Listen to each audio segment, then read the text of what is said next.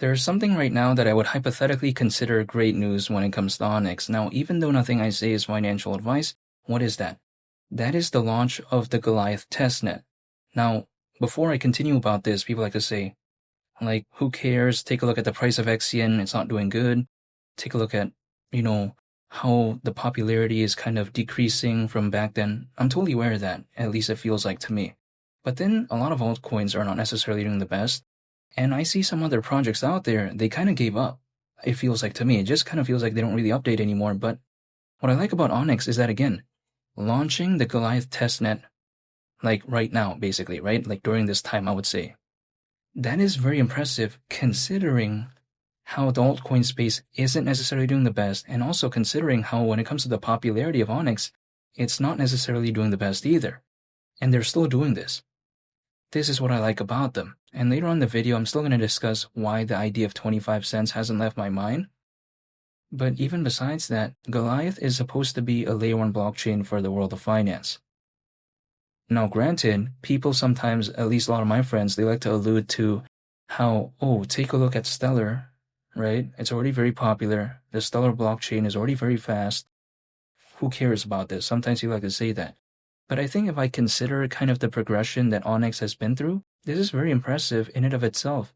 Again, Onyx is not the biggest project out there. It's not the most popular out there. But just that step that they're taking, right, launching the testnet of Goliath, first of all, I think it indicates to me that they weren't just, joking around when it comes to, launching the testnet of it, because a lot of my friends out there thought that, oh, maybe they're just announcing it for fun. Maybe it is a joke. Who knows? But then it doesn't feel like that to me because, again, they actually launched the testnet. Now, when it comes to the testnet by nature, right, the way to take a look at it is that it probably doesn't have everything sorted out. We still have to wait for the mainnet, which is supposedly actually supposed to maybe launch in Q1 of 2026, so that's still next year. However, I still think having this testnet is still a major victory in and of itself. Now, again, there's still a lot of unanswered questions when it comes to this in my perspective. Like for instance, how will the adoption be, down the line, right? How well will it really do? Again, there's still a lot of unanswered questions, but just launching it in the first place, this is what I like about Onyx. I like the dedication, I like the commitment, and I like how they're at least doing something.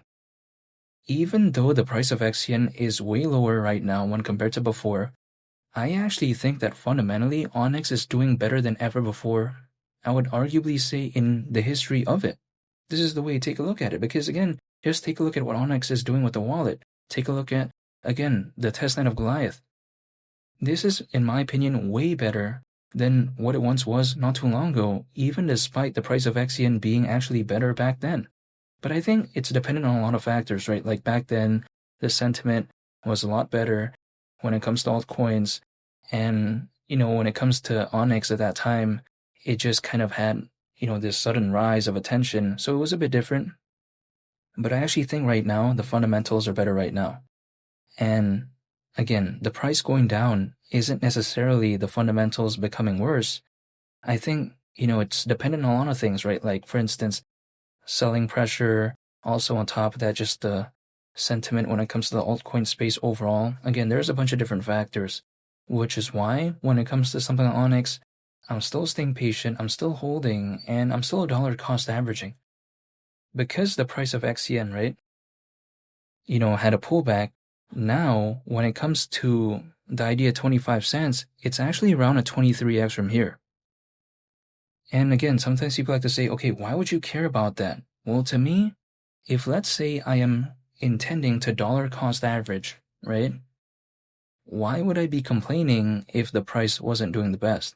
I mean, this is just the way to take a look at it. It's like, for instance, if I wanted to buy a new laptop and there was a discount and I actually liked the laptop, why would I complain about that? This is just my point of view. Now, I'm not telling you to do anything, by the way, but this is just, again, the way to take a look at it.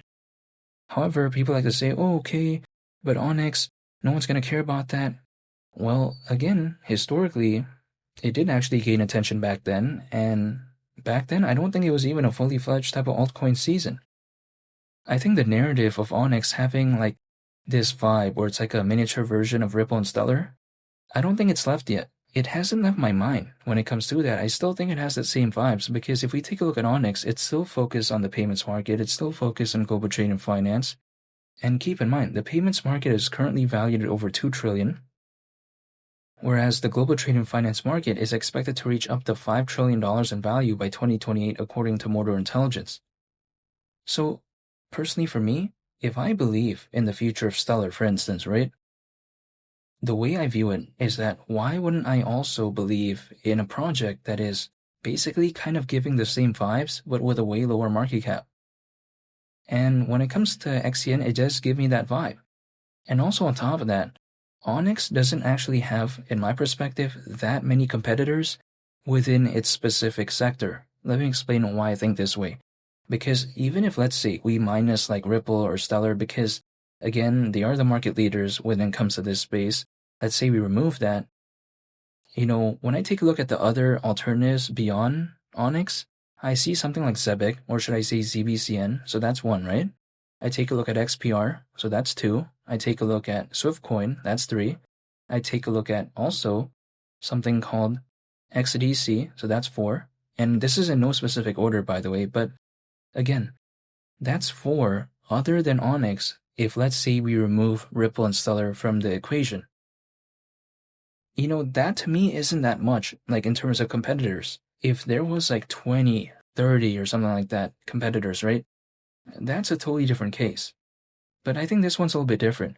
In the case of blockchain gaming or NFTs, it's easy to name a lot of projects, right? But in this case, there actually isn't that many popular ones in my perspective. So I kind of like the positioning there when it comes to Onyx. And Onyx, it's not like, when it comes to XCN, it suddenly became like very, very low in terms of market cap. I mean, the market cap right now is still not bad in the grand scheme of things. Like, for instance, the market cap of XCN currently is around 360 million. So it's not like it's went down that much. Now, granted, it's been quite a lot down from where it once was. But if we consider other projects out there that had a very big pullback, this one is still holding relatively pretty okay, in my opinion. And it's actually better than when I was first started talking about it.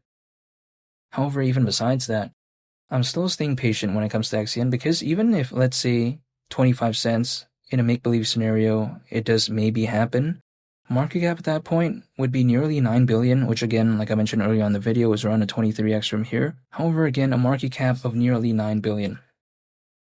My perspective is this. I've seen XRP not too long ago reach a market cap of around 200 billion. Like, this is not even 5% of that. And I don't think I've even seen a fully fledged type of altcoin season during this cycle. But again, this is just my perspective. When it comes to Onyx, I think, again, launching the Goliath testnet is a pretty big victory in and of itself. I mean, imagine if, let's say, this happened when the altcoin space was doing a lot better. To me, if the excitement was better at that moment, let's say, in that make-believe scenario, it wouldn't necessarily surprise me than what I'm seeing right now. But again, because the altcoin space isn't necessarily doing the best, this type of news isn't necessarily like viewed as in the same regard, as opposed to if, let's say, there was like a good moment in the altcoin season, or let's say in the altcoin space the sentiment was better, right? However, because I'm a fan of Onyx and because I like the project's fundamentals and I like maybe what it could be moving forward, this news actually excites me. However, again, I haven't given up. I'm still holding, I'm still waiting, and I'm still dollar cost averaging, because ultimately there's one thing I can do, and that is just wait. That's what I did in the beginning when it comes to XCN, and I'm going to do that right now. So whenever, if let's say hypothetically the altcoin season, if it ever even wants to happen during this cycle, be it in October, or let's say it waits until March of next year in 2026, it's beyond my control. The only thing I can do is stay patient, hold, and I just wait. And that's pretty much about it. But I'm still staying patient when it comes to Onyx. And feel free to subscribe if you enjoyed this video. I'd greatly appreciate it. It's Willie the Captain, and I'll catch y'all on the next one. I'm out. Peace. Bye.